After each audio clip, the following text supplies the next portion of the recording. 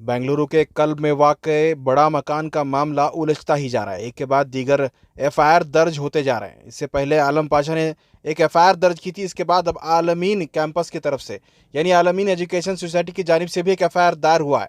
इस एफआईआर में किसी का नाम नहीं लिया गया है, लेकिन इस एफआईआर में यह बताया गया है कि उनकी कैंपस की ए और बी ब्लॉक की दीवार को गिराया गया, यानी कि आलमीन कैंपस की कंपाउंड वॉल को गिराया गया है। इस पर आलमीन ने शिकायत दर्ज की है, एफआईआर दर्ज की है। किसी का नाम नहीं लिया गया, लेकिन इस मामले में इंक्वायरी होगी कि किसने इनकी दीवार को गिराया गया। इनका कहना है कि इनकी दीवार को इनक्रोच करके गिराया गया है, यानी गैर कानूनी कब्जा करके इनकी दीवार को मुनद्दम किया गया है।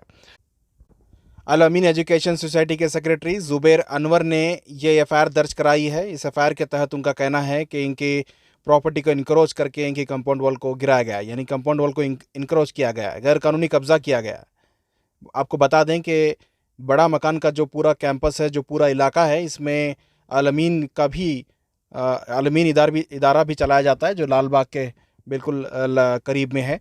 और बड़ा मकान का जो मामला है, जहाँ पर इलीगल इंक्रोचमेंट जो हुआ था गैर कानूनी तौर पर, वहाँ काफ़ी दिनों से एक गरीब तबका रह रहा था। उनकी जो मकानात को गिराने के लिए एक पॉलिटिशियन केजीएफ बाबू ने उनके मकानात को गिरा के नए मकान बना के देने का उन्होंने वादा किया था, जिसके बाद ये मामला चल रहा है। क्योंकि ये जितने भी लोग हैं गैर कानूनी तौर पर रह रहे थे, इनके इमारतों को गिराया गया है। अब अगर बनाना है तो इसे लीगली तौर पर बनाना पड़ेगा, इजाज़त के साथ बनानी पड़ेगी, लेकिन बगैर किसी इजाज़त के बनाए जाने के मामले को लेकर आलम पाशा ने भी एक एफआईआर दर्ज की थी। अब उसके बाद आलमीन कैंपस ने भी एक एफआईआर दर्ज की है।